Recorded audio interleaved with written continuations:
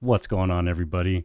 My name's Slender, and I put together a nice guide for anybody that's returning back to New World after quitting. I see a lot of comments and a lot of people saying, hey, I just came back. I've seen some videos. It looks so much better, but I don't know what to do. I'm lost. Well, this guide is for you. Now, throughout this video, you're going to hear me referencing a bunch of my other videos on, more detailed information. And that's stuff like the Medley Fair guides. I've got a bunch of different guides that show you how to do stuff, break it down into detail. So all those videos are going to be in the description and you'll hear me reference them. So make sure you check them out if you want to see more information.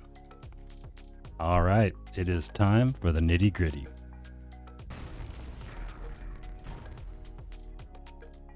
All right, so we're going to start with number one, find a good company.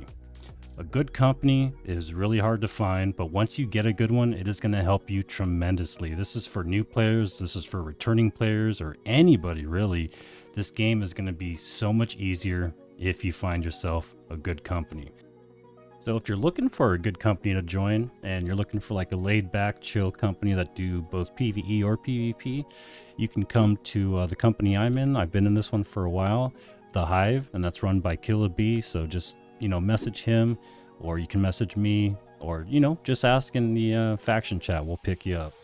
And also, if you're going purple, or you are purple or syndicate, a couple good companies over there are both Stay Golden. Not sure who the leader is, but they were really cool while I was there.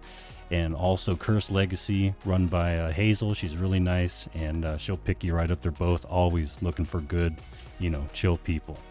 Now, a really big change for anybody that's been gone for a long time, we no longer have the high watermark system. So you can get rid of your notepad, you can get rid of your Excel spreadsheet. Now we know exactly what level we are as far as what we're going to be getting for drops, and that is called the expertise system. We get an average expertise number, we've got an average gear score number, and before, the high watermark system was annoying, it was uncertain, no consistency. You had to literally keep track of what gear, was dropping for you to figure out what basically high watermark level you were at, but not anymore. So now we can see everything. So for either new players, returning players, your main goal is probably to hit the end game. So in order to do that, you're going to have to get your expertise to 600, and doing so has never been easier. It's basically the same two methods, doing elite chest runs, getting all those elite chests, and also by doing dungeons and expeditions. So a couple things have changed. They've made a lot of the zones 63 plus, so now almost each elite zone is going to be in line with Merkgard, so it's going to be a lot easier to hit those expertise goals that you're going for. So Malevolence, Mines, Imperial Palace, they're all 63 now, so you're going to get expertise bumps no matter where you go. And what they're doing is world tours, so you'll see in your global chat, just keep checking global chat. They do world tours every day, and it's basically a big giant Zerg. Doesn't matter what faction you're in, everybody comes together and they just hit each zone one by one. So getting the 600 expertise is going to be no problem. I remember the first world tour I did on Limousine, Sue Bones World Tours. Remember that, guys? Back in the old days. So if you left before the Gypsum Kiln came out, you're in for a surprise. So once you hit level 60, the real journey, the real grind as they call it, is getting from expertise 500 to 600. So they've added a new system called the Gypsum System. So with this new system, you take these different gems. They're called like citrines, emeralds, garnets, and I have an entire guide on how to do all your daily gypsum stuff so you can get all of these. And once you've collected enough of these gems per day, you can make what's called a gypsum orb. So you craft the gypsum orb, and it's a little bit convoluted, but it's not too bad. And once you have an orb, then you can make a cast for whatever slot you're trying to get, an expertise bump in. So if your fire staff is at 525 and you want to get it to 526 or 527, in addition to doing your elite chest runs in your dungeons, you can also make these casts. So we're going to get a fire staff cast,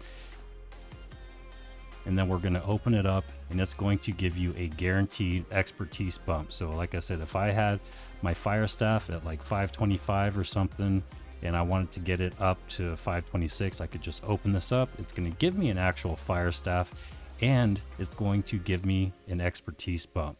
Now, like I was saying before, 600 is now the soft cap. You can actually take your gear, your armor, your weapons, your jewelry, and you can take it from 600 all the way up to the new level cap 625. And that's because they've introduced Mutated Dungeons, which we're going to talk about next.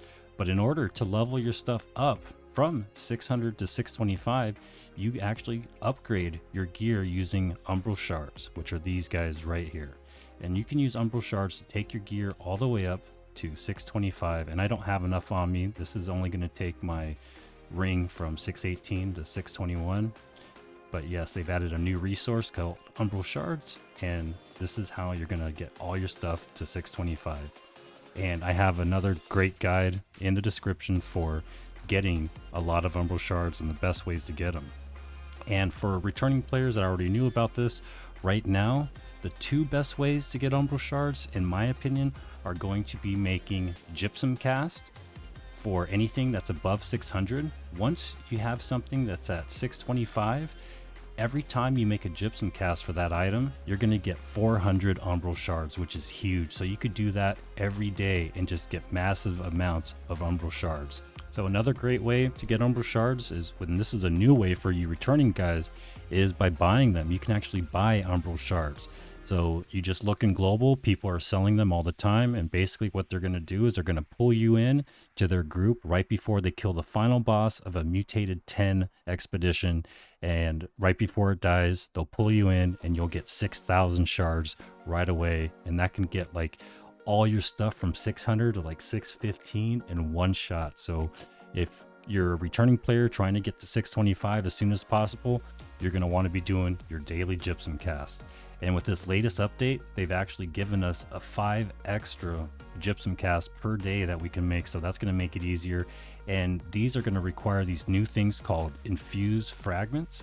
And there's something brand new that you get from salvaging, and you can actually buy and sell these on the market. So you're going to be able to buy Gypsum Cast, and you're going to be able to buy Umbral Shards, you know, with this mechanic that they've introduced. And this is live right now. And then of course, buying Umbral Shards using global chat by having somebody pull you into a dungeon. Now, since we're speaking about dungeons and 625 gear score, and you know, why did they increase the cap anyway? Well, they did that because of the introduction of Mutated Dungeons. So they've added some brand new expeditions, but they've also taken a lot of the old expeditions and retuned them to make them very, very difficult, and they're called Mutated Dungeons. So the Mutated Dungeons are the new endgame experience. You have to be level 60, and you're going to have a really high gear score. And it goes from Mutated 1 all the way to Mutated 10. And with each difficulty, you know, 1 through 10, the dungeon gets harder and harder. And by Mutated 10, it's actually quite difficult.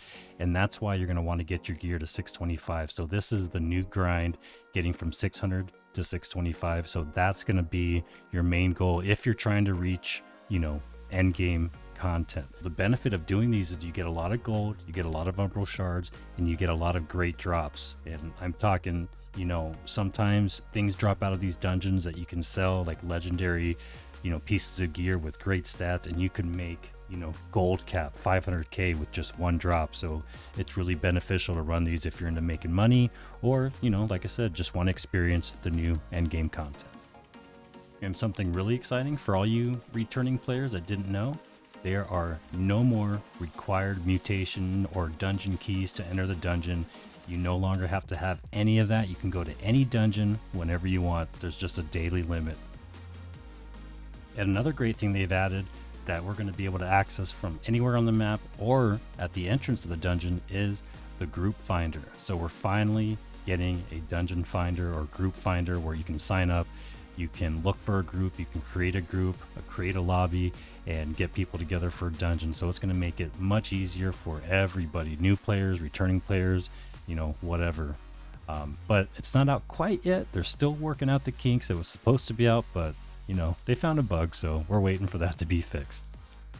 Now, this is going to make all you returning players really excited.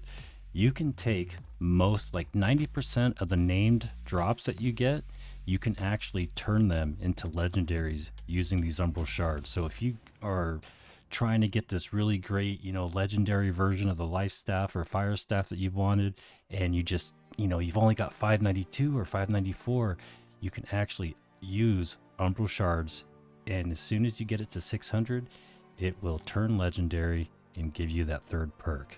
Yes, you're welcome. And on that note, if you've been doing a certain dungeon trying to get a really great drop that drops from, a certain boss, and you just get so unlucky and you've never got that drop, you can now craft these named items and weapons from that only drop from dungeons, like the Fury Hammer. You've all heard of the Fury Hammer. You can now craft these items by using Materia, and I have a whole guide on how to get Materia, how to use it, what items you can make with Materia. I have a list of all of them, so check that out in the description of the video. I'll have that in there as well, but that is a great feature that they've added. Now, for all you returning PvE players, if you're wondering, well, which dungeon should I start with? Where am I going to get my, the best bang for my buck? That would be Tempest Heart. That's the new dungeon that they've added. It is located in Mirkgard, and yes, you have to travel through Mirkgard to unlock the fast travel. But there is a repeatable quest that you can do in here, and they are going to give you such great loot. And because most of the dungeons in this game, especially the mutated ones, are corrupted based with corrupted enemies, this quest line by Mara Rosa, I think you can do it like 7 or 8 times. It's a repeatable quest, and each time you do it and turn in the quest, you're going to get a box of loot, and it's going to be amazing, great starter loot for doing these corrupted dungeons. They have amazing stats. You're going to get weapons, and you'll get a heavy set for tanking, a heavy DPS set, a light, medium, for everything, all builds. And the dungeon that drops in the Tempest Heart, from the bosses and from trash, is also really great. I'll show you some of the gear that you can get. So this is just an example of one of the pieces that you can get from Tempest, and this is obviously for a healer, but you can see these pieces are amazing. Here's another piece, the Sagacious Pants, and they have stuff like this for, dex bow users, heavy strength users, all classes. They've got gear this good that drops from Tempest, and all the stuff that you get from the quest rewards, from the boxes I was telling you about, every single piece that you get, if you have a high expertise and you get the drops at like 590, you can upgrade them all to legendary and get those third perks. So Tempest is a great place to start for all you PvEers. But you may want to wait until you have expertise 590 or higher before you open those boxes, or before you accept and do those quests. Because if you get them at a lower gear score, and they are based off your expertise, let's say 575, you won't be able to upgrade all those items from the boxes to legendary. And you're only going to get that opportunity once, because once those quests are done, you can never do them again. So for all you returning PvPers, they have made Outpost Rush so much better. It has better rewards. And it just makes a lot more sense, the way they revamped it and the different things that they changed and the updates. But also they've added the 3v3 arena, and it is so much fun. You've got to try it. So, you could queue up as solo, you could queue up with a team, and you fight another team of 3 in this arena, and it's best out of 3. But the coolest thing about what they've added here is the PvP track system. It's kind of like a free battle pass. So every time you reach a certain checkpoint, just like in all those other battle passes and stuff, you get different rewards. But the nice thing is it gives great PvP gear. So if you're a returning PvP player and you want to get into the action right away and get some good gear, I would definitely start doing OPR and 3v3 arenas. Even the PvP missions will give you progression towards your PvP track. And like I said, there's some great items that you can get in here. And right now, what a lot of folks are using, the meta is Freedom, Resilient, and Shirking Heals, Shirking Fortification. So look for those types of gear. That's what's like best right now. And light gear. So just a couple tips for you. Now, I know New World can be kind of daunting and you just get lost. And especially for returning players with all this new stuff, it can be really difficult. Let me make it easy for you. If you're coming back to New World and the Medley fair is still going on, stop what you're doing, and start the Medley Fair. I'm telling you, it is way worth it, and you can enjoy yourself, you can have some fun, and you can just not stress about what dungeons to do, how to make money. Just stop what you're doing and do the Medley Fair. And I have great guides on everything to do with the Medley Fair, so if you want to know about something, check one of my guides out. They'll be in the description. But basically, there's 4 different locations on the map. There's one in Everfall, there's one in Monarch's Bluff, where's the other one? Weaver's Fen and Brightwood. And you have to unlock the fast travels by going there, but once you do, you can just go right over there with Azoth. And once you get here, you just walk up to the Maestro. And the reason I say stop what you're doing and just start the Medley Fair is because it is so much fun. It gives a whole new meaning to fishing, and there's music, there's instruments that you can play, there's songs that you can do. You can do musical events with up to 5 people, and you can do like a garage band thing. It is amazing. But you talk to this guy, and then you just start doing the quest. And by the time you're done with the quest, you should be around here. And once you make it all the way to Maestro, oh, sorry about the noise back there, but there is some great stuff that you can buy. There's new fishing trophies. You could stack these up and get 3 of these, and you'll get 30% more experience for your fishing. There's recipes that you can buy that will give you a guaranteed 600 gear score piece of armor based on, whatever you want. And they come with elemental aversion and refreshing. There's also new skins that you can get. You can get a bunny rabbit. You can get a fishing pole. You can mount your whatever fish you want. You can actually, all those legendary fish that are just used for, different, stat foods, you can actually mount those and put them up in your house. All the legendary fish, even tadpoles. This event is crazy. So like I said, if you want more information on what you can do, how to do everything, how to level fast all the way up to Maestro, how to get the most amount of tokens, the best fishing spots, everything, it's all in the description. So for returning players, if this Medley Fair event's still going on, super easy. Stop what you're doing and start fishing and start doing the Medley Fair event. It is fantastic, and it is such a nice break from the grind. It's just something new to do, and I know this sounds corny, but you really get to see the beauty of this game. But before you start that, if you haven't done your fishing quest line, the really long quest line that unlocks amazing fishing gear and a legendary fishing pole, start that first. And the way you start that, if you haven't even started it, it's in Windsward. There's going to be a guy right here next to the pier or a little dock in this lake right outside of Windsward. And you talk to him, and that's where you start the quest. I think it's right here.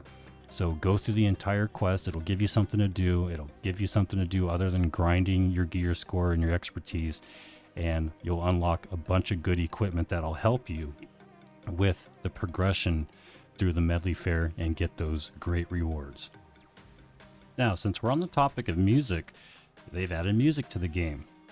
So the really nice thing about music is you can get different buffs based on the music that you're playing. And the harder the music is, there's 3 different difficulty levels of each song, or most of the songs. And once you get up to, level 2, you unlock Decidedly Dexterous, where it increases gathering speed. And, they go all the way to 150. At 150, you get increased gathering luck. 100, increased gathering yield. Increase encumbrance. So there's all kinds of great buffs that you can get by playing these songs. And another really cool thing is they've got different instruments. So like for Blacksmith Arm, let's look at one of my favorite songs. Here it is, Dear Mr. Harrison. There's 2 different guitar parts. There's a mandolin part, a drum part, and an upright bass. And it is just so cool. And another great thing is there's also different rarities of instruments, and you can get all the way to legendary instruments. So legendary instruments are really cool, really fun to make, and they give you different perks, to help you with your music playing, music experience, hitting the notes right. And it's basically like a little Guitar Hero thing. So the only reason I'm bringing this up is because, if you want to participate in the music, if music's your thing, then there's two ways to do it to get started. The easiest way to get started is by going to the Medley Fair. The very first quest in the Medley Fair actually walks you through and gives you your first few instruments. But if you are coming back to the game and there's no Medley Fair, then you just go to the workshop and you can craft all the different instruments, starting with the very first tier, the apprentice set.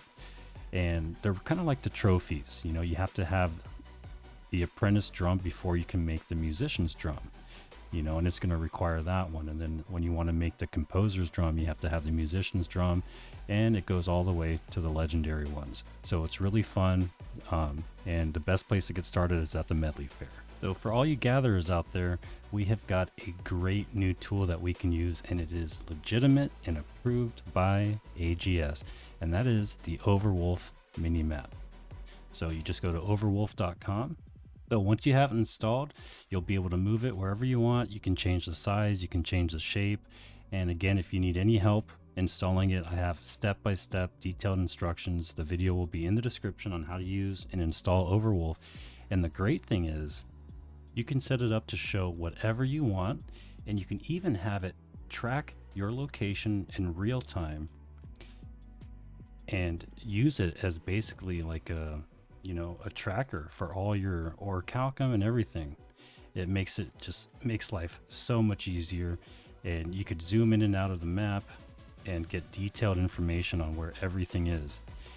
And did I mention, for all you gatherers out there, they have added so many new orichalcum and star metal veins. It is insane.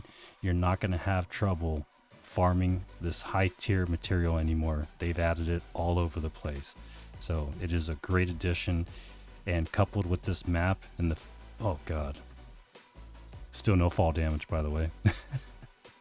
But anyway, yeah, it just makes life so much easier, and this map is excellent. So like I said, if you need help, check out the description. So for all you gatherers and crafters out there, there's been a lot of great changes, and I know it's pretty daunting, but that's what I'm here for.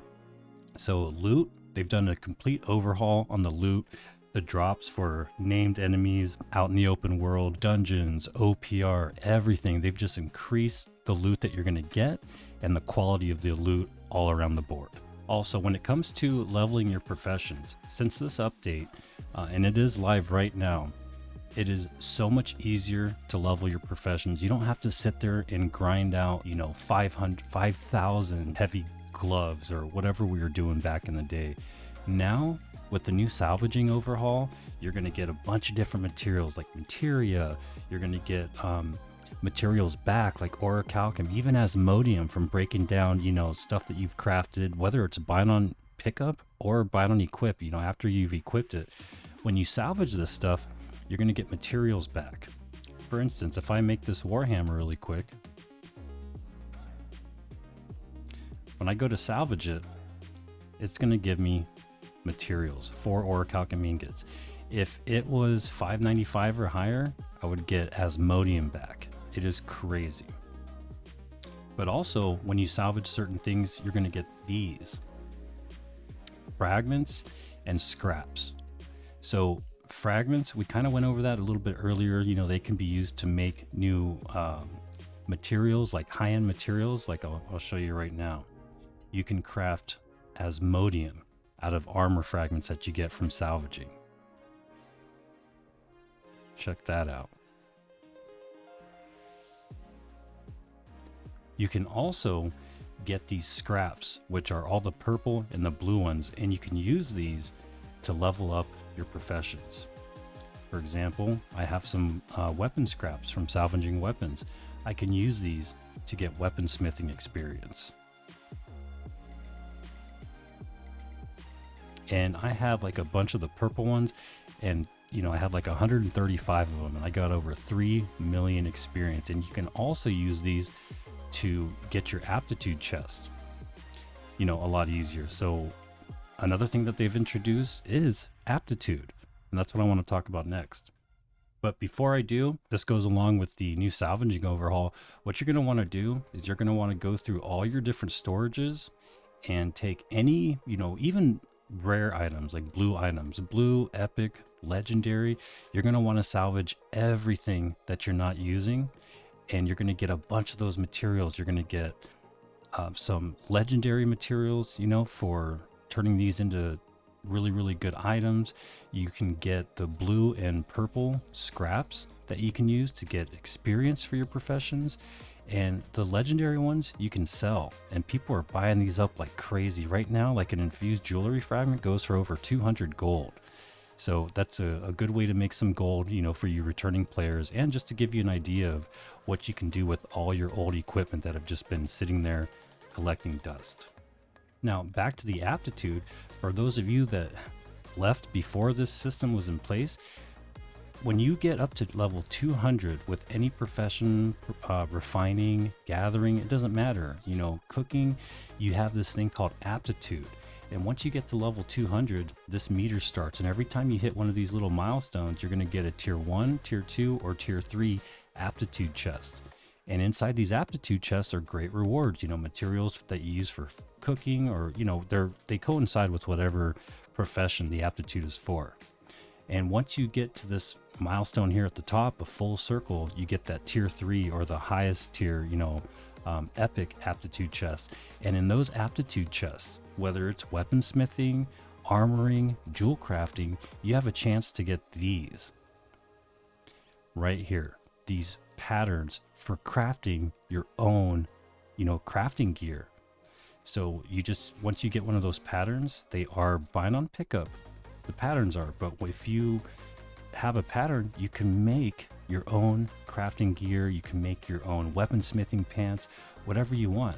If you have a pattern, you get to pick between the hood, the gloves, boots, whatever you want, and you can craft it, and it's bind on equip, and you can sell it. So these are going to be all over the marketplace. You don't have to sit there for an hour farming, you know, whoever for the weaponsmithing pants. Now you can craft them yourself, and you can sell them or keep them and make big money. And that brings me to something else, the storage. Now this isn't really part of the guide, but just something really nice that you can do. It doesn't matter what faction you're in, doesn't matter who controls the map. You can now take whatever you want to and from your storage wherever you want.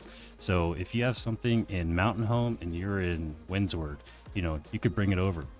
You could store all your jewelry. I mean, anything you want from, you could send stuff or take stuff from anywhere to anywhere on the map.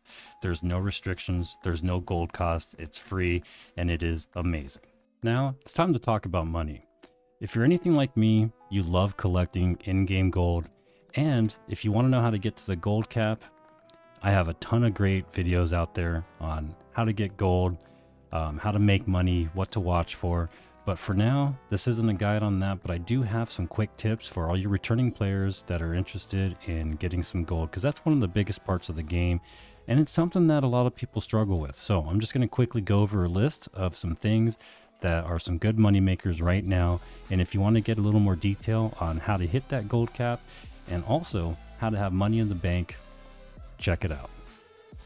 Number 1, materials used to complete town board quests. Great way to make money, easy to get, and something that you can grind out and really get a good start going. Moats, all types of moats. This one right here doesn't count. There's probably only one. Yep.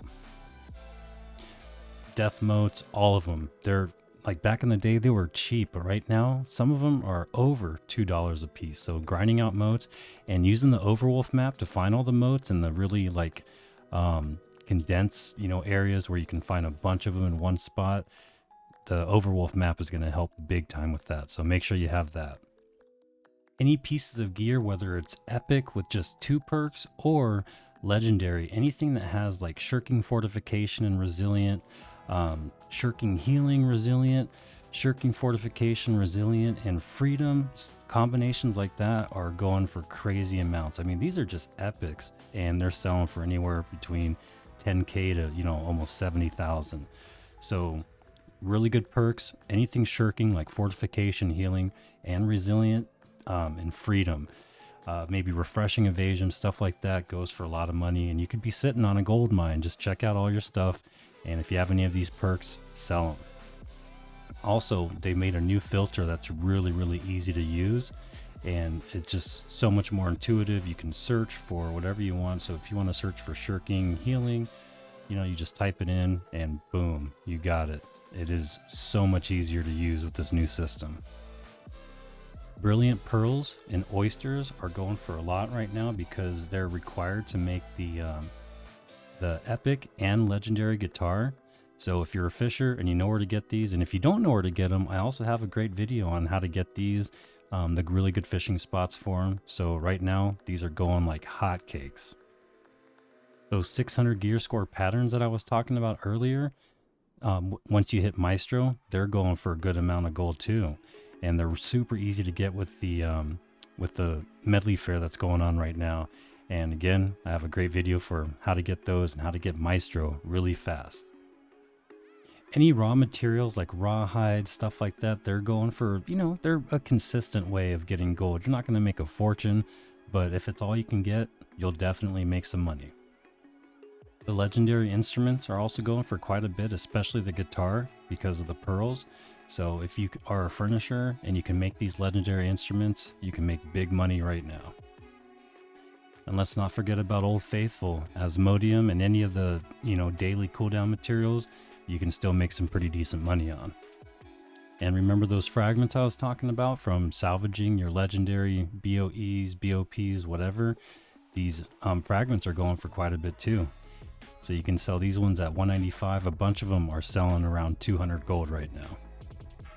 Also, and this ties in with the brilliant pearls, because if you salvage any jewelry that has a pristine pearl in it, you have a chance of getting a brilliant pearl. So any jewelry that you have that has a pristine pearl, it can go for pretty good money too. And then the last little tip I have for you, delicate fish fillets, because this is required for one of the final quests of the fishing quest line, and everybody's doing that right now because they want to do this event and get the best fish possible. So delicate fish fillets and the fish that drop the delicate fish fillets, like the large speartooth shark, the swordfish, and one other, and you can check New World database for all the fish that drop the delicate fillets. Those are going for a pretty good price too. Now I know this is a long video, guys, and I hate making videos this long, but you know, there's just so much to cover and I'm just trying to get it done. So there are timestamps. If you want to find a particular part of the video, just use the timestamps. You don't have to watch the whole thing. So one of the last things I want to talk about for returning players that have reached level 60 and have done crafting, crafting is so much easier to get really good items. It's so much easier to make a best in slot item or close to, because the perk pools have been changed. You're not going to roll any more gathering perks. You're not going to roll any more crafting perks. You know, those are pretty much done. You know, the only way to get those is by using the craft mods. So now, and same thing with like Beastbane perks and durability perks, stuff like that, you're never going to see them. So now all you're going to be seeing is like refreshing and weapon perks and ability perks and things like that. So it's going to be much easier to craft some best in slot items. So if you haven't seen these before, they included these a while ago. They're called Timeless Shards, and Timeless Shards will allow you to pick an attribute and a perk.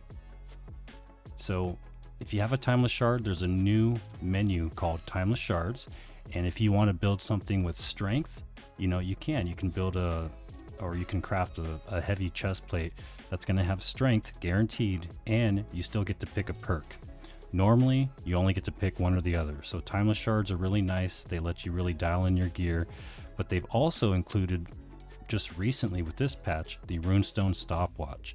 Now this, you can only make one a day, and if you get lucky with your stone cutting gear, you might be able to craft 2 of them.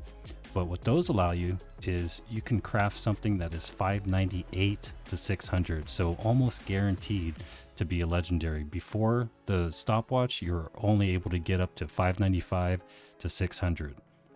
So that is really cool. And it also, anything you craft with the stopwatch is going to have constitution. So it's kind of like a Timeless Shard, you know, constitution only, and you still get to pick a perk. So really cool. So if you're a returning low level player and you still haven't reached 60 yet, town boards are still a great way to level up. And you're also going to want to do your main story quests, the main quest line. That's always going to be great experience. And there's a couple other things that you're going to want to do as well to level up as soon or as quickly as possible to 60. They started introducing double experience days or weekends, so you want to watch out for that. And you could check the forums or, follow their Twitter account. They usually come out with all the updates that they're doing, special events, especially, double experience events for gathering or for leveling. Twitter and the forums is a great place to watch out for those notices. Now, in my opinion, the best experience you're going to get, hands down, period, is going to be doing the repeatable quests for dungeons. The dungeons or expeditions themselves give you great experience, but these repeatable quests like Bones for Barkamedes, Meat for Necumanish, these quests are repeatable and they give so much experience. It is insane. So, and also without the, mutate or without the expedition keys, you can do any dungeon you want without having to, craft a key or use somebody else's key. That's what you should be focusing on, is doing every single expedition that you come across and just doing these repeatable quests every single time. And don't forget, when you turn in your first 3 quests for the day, you're going to have a daily bonus. You get 3 of them. So the first 3 quests that you turn into the day or for the day are going to have increased experience and increased gold, everything across the board. So you want to save those for the dungeon or expedition quests. And another thing is, whenever you're doing a expedition, you want to check your faction vendor. So like if you're doing a expedition in Windsward, like Amrine, you want to check your faction vendor because they're going to have quests for that dungeon, most likely. So like right here, there's an Amrine excavation quest. Now it doesn't give you experience, but it does give you, reputation points, tokens. It gives you a lot of gold. And remember, when you turn this in, if it's like one of the first quests of the day, you're going to get like 10 times the amount of gold. So this would be like 1,600 coins. And if you don't see a quest here for that dungeon, then you could just accept these and you could reset them. And it's going to have a little cooldown and you'll get new missions. And you might get like 3 Amrine expedition quests. Now, if you're doing a dungeon in Everfall, Starstone Barrows, you're going to want to check the faction vendor over there for whatever faction you're in, and he should have some quests for the dungeon that you're doing as well, like Starstone Barrows. And then just a couple tips for you new guys or even returning players. There's a lot of funny guys out there, that are telling you salvage all your low tier mats and it'll turn them into the tier 5s. That is not true. Don't listen to them. So what they did is they turned all the different refining agents, all the different tiers, they're all tier 5 now. So there's no difference between this ugly looking flux or the obsidian flux. Don't pay attention to the colors. They're all tier 5. They all do the same exact thing. And then one last thing for all you lower level returning players, make sure as you're going through the leveling process, make sure you do your gathering, make sure you do your refining, and make sure you do your crafting, because the gathering and refining, that's easy. You've got to do those because doing your daily cooldowns like Asmodium, you can only make a certain amount per day, and given that fact, they're just really expensive on the market. So you could always rely on your gathering and refining professions to make you some gold. So don't skip those. Make sure you do them. And remember, once you get your smelting or any refining or gathering thing up to 200, after that, anytime you get experience by gathering, refining, whatever profession you're doing, once you get each one of these milestones, and it just keeps rinsing and repeating, it just keeps going and going. I'm already at level 227. So every time you hit one of these, you'll get an aptitude chest. And when you get the epic ones, you have a chance of getting smelting gear and you can sell them for big money. So that is going to do it for the video. I hope it helped you. If you have any questions, please let me know in the comments. And if you are looking for a particular video and you can't find it, let me know and I'll link it right to you in the comments. Again, I'm so sorry it took so long to go through all this. There was just so much. And again, I just hope it was helpful. And if there's anything I missed, maybe something I should have added, leave it in the comments, let people know. I have no problem with that. If you guys have feedback, I talk too much, whatever, let me know. I appreciate all the feedback. And I started to notice some trolls. So awesome, keeps me on my toes. Let the trolling begin. Thanks for watching, guys. It's been my pleasure, and you all have a great day.